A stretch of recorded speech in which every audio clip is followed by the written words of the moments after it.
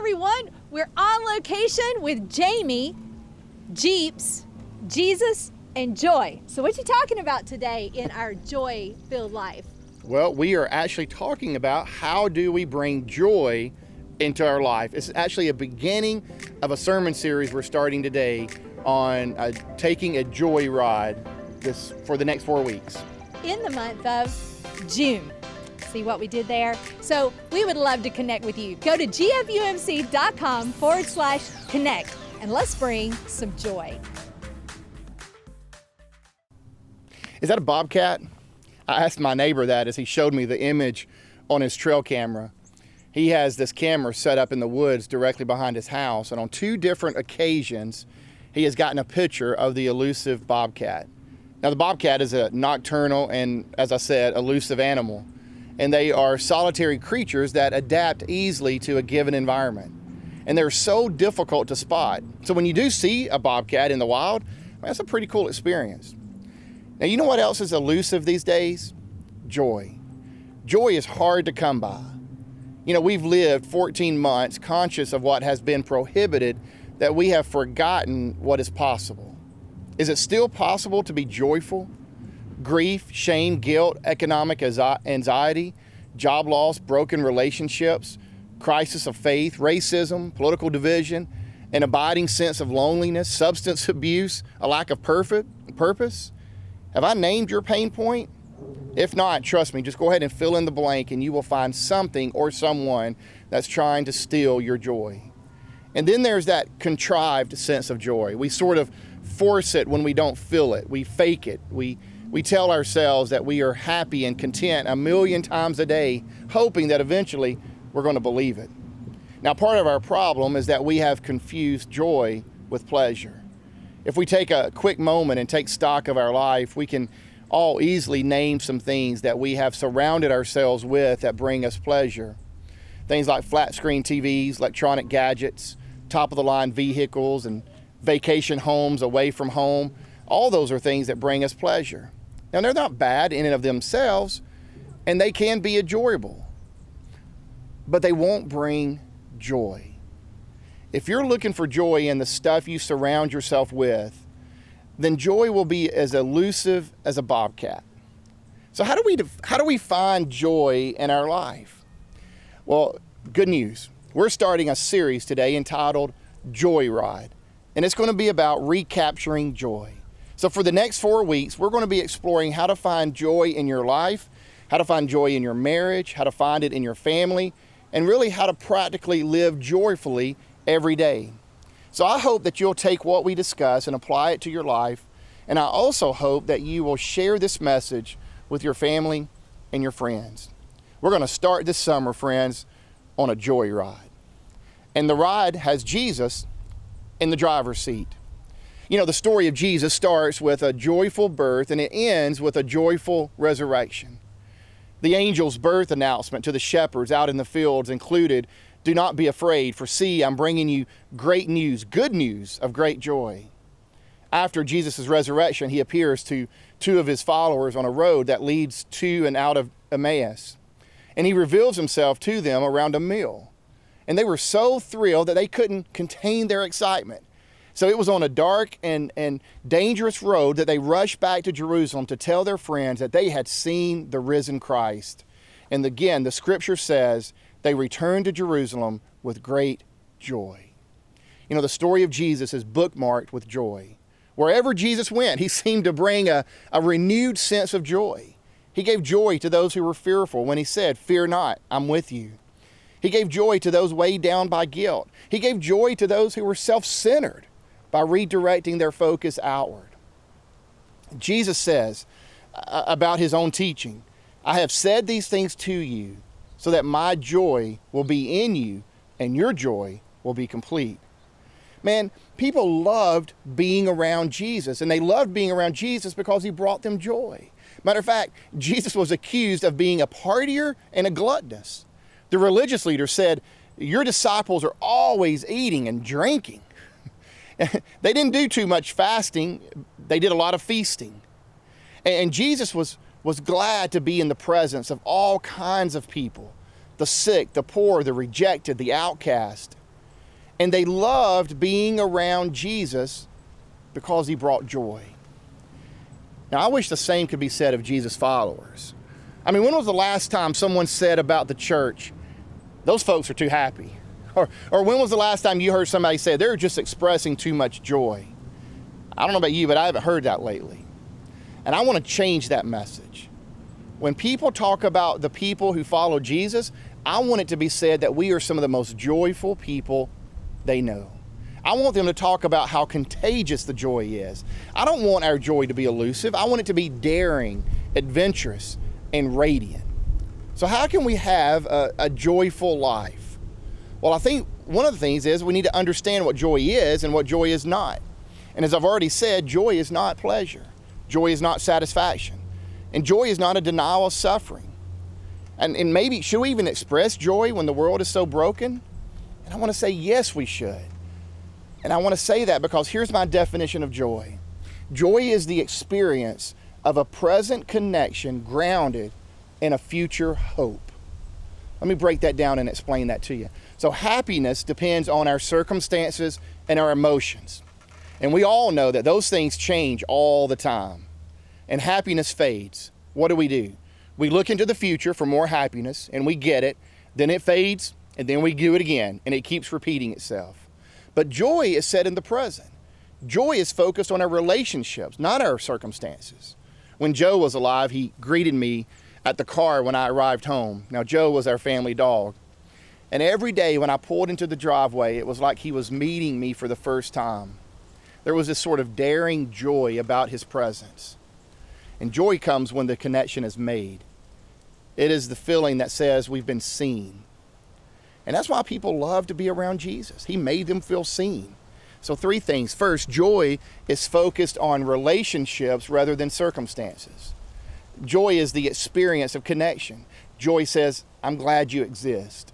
Secondly, joy is an act of resistance against despair. Instead of going away in the face of pain, joy actually gives us strength to deal with our pain. In the book of Nehemiah, the people were returning to what was a destroyed land. Everything lay in ruin, and they would have had to rebuild. Nehemiah encourages the people, do not grieve, for the joy of the Lord is your strength. In a world that stands afraid of the next bad thing, it is an act of hope to declare, do not fear. We boldly claim, do not fear, out of joy, because we know fear doesn't have the last word. God will always have the last word. And because of that, we can remain joyful.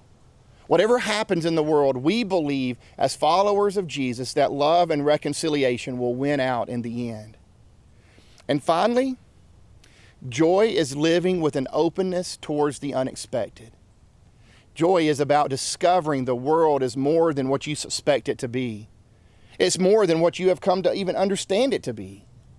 For when a resurrected God is on the loose, anything can happen. God is a God of surprises. When the disciples arrived at that tomb where Jesus had been buried, they expected to find his body there. They weren't thinking to themselves on their way there that Jesus was ready to play hide and seek with them. They assumed that he was dead. The tomb was going to be sealed, the end. But it wasn't the end. It was just the beginning. And that is the ultimate reason we live with joy. Listen to me, friends. Joy comes when what we thought was the end turns out to be just the beginning. And that's why I'm calling it disruptive joy. And we need to spread some disruptive joy. So each week in this series, I'm going to give you a challenge to live out during the week. This week, your challenge is to spread some disruptive joy in the form of a surprise. It might be surprising a coworker with a cup from Starbucks. It might be paying for the person in line behind you at a drive-thru. It might be taking your neighbor a pot of flowers. I trust that you can come up with something. But I want it to fit the definition of joy that we've just explained. Joy is focused on relationships rather than circumstances. Joy is an act of resistance against despair. And joy is living with an openness towards the unexpected. Friends, God has disrupted our lives with the joy of Jesus. So let's get busy. Let's get busy disrupting the lives of others with that same joy. So let's take a joyride together and let's see where the Lord takes us. God bless, and have a great week. Some joy. I like joy. Joy's a good thing. I'm going to pray for that. Let me pray. All right. God of glory and Lord of love, we sit here beneath your canopy, your beautiful sky, your spirit. We ask that you pour out upon us. God, we worship you. We love you. We thank you. We know what you have done for us. We know that your grace is abundant, and we are so grateful. Thank you for bringing joy to our lives, abundant joy. We do. We adore you, God. And we sing these songs from hearts full of love, poured out from you to us, given back to you. Sing it, Donna. Joyful, joyful, we adore thee, God of glory, Lord of love. That's him, right? God of glory, Lord of love. Hearts unfold like flowers before thee, opening to the sun above. Melt the clouds of sin and sadness, drive the dark of doubt away.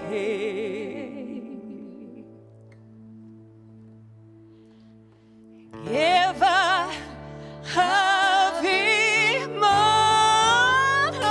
gladness, oh, fill us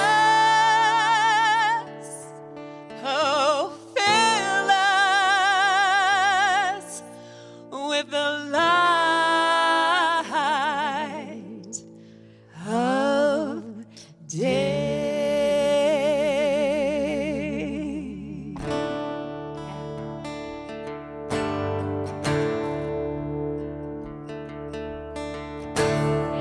It's going to break some chains.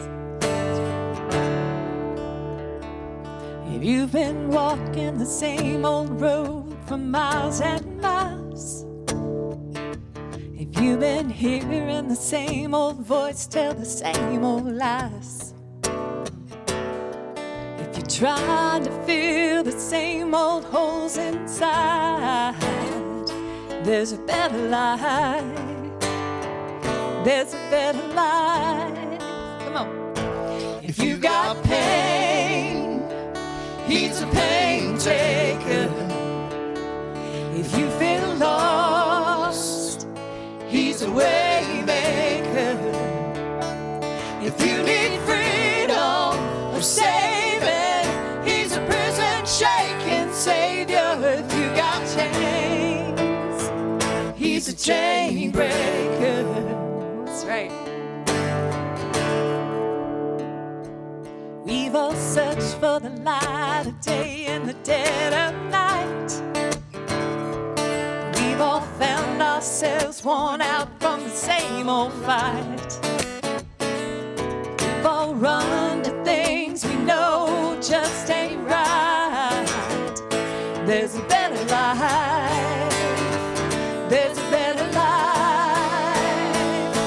If you got pain, he's a pain taker. If you feel lost, he's a way maker. If you need freedom or saving, he's a prison shaking savior. If you got chains, he's a chain breaker.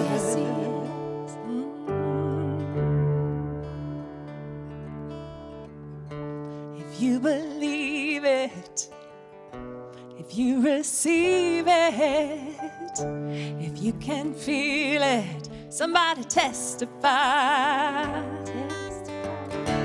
If you receive it, if you believe it, if you can feel it, Somebody testify. Come on, don't hold it in. If you believe it, if you receive it, if you can feel it, somebody testify.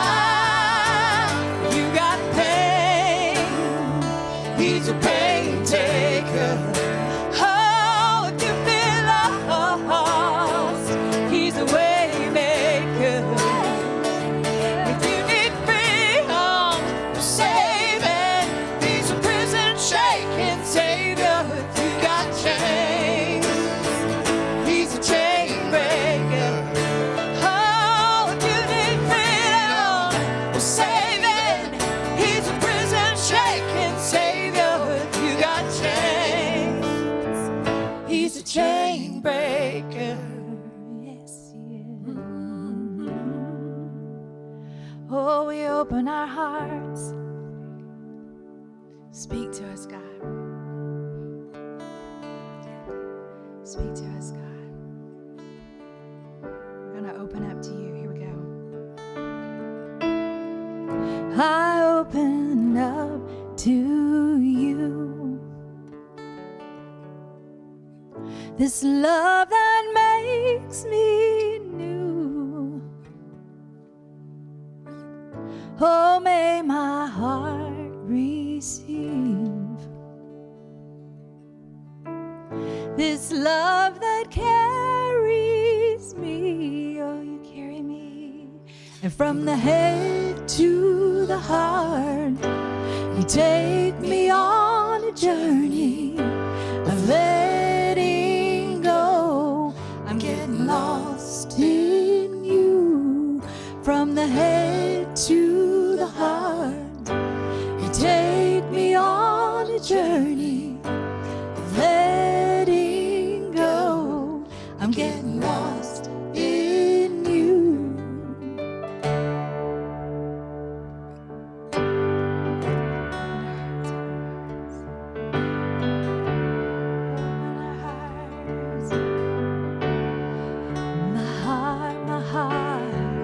My heart is open wide.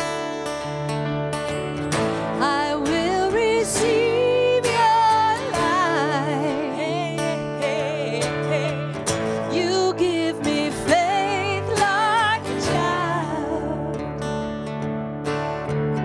In you my heart runs wild. 'Cause there's no shame in looking like a fool when I give you what I can't keep to take a hold of you.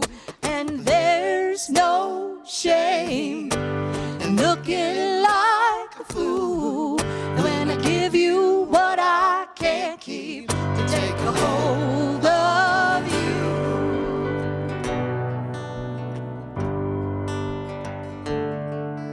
Yes, I'm taking hold of you. Oh, you hold us, God, you're so faithful. And more than words, more than good ideas, I found your love in the open fields. We're just gonna leave all that behind. More than words, more than good ideas. Yes, I found your love in the open fields. You are here. More than words, more than good ideas. I found your love in the open fields. More than words, more than good ideas. I found your love in the open fields. From the head to the heart, you take me on a journey of letting go. I'm getting lost in you. From the head to the heart, you take me on a journey of letting go. I'm getting lost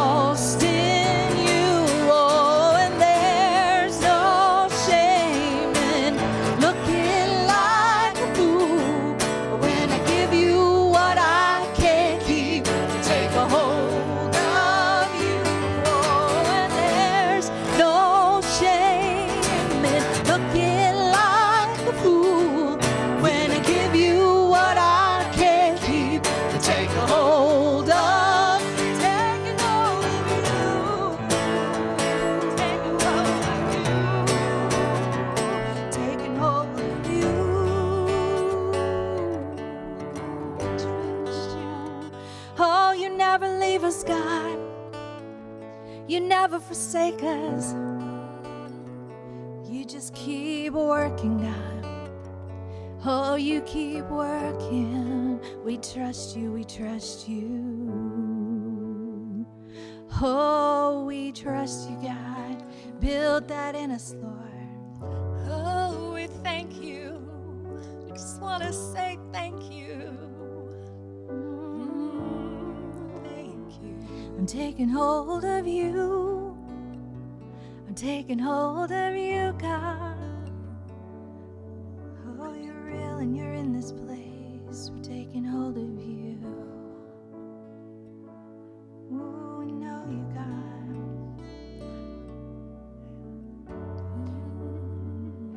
Joyful. We adore you, joyful. Oh, we're joyful and we adore you. Fill our hearts with your joy, God.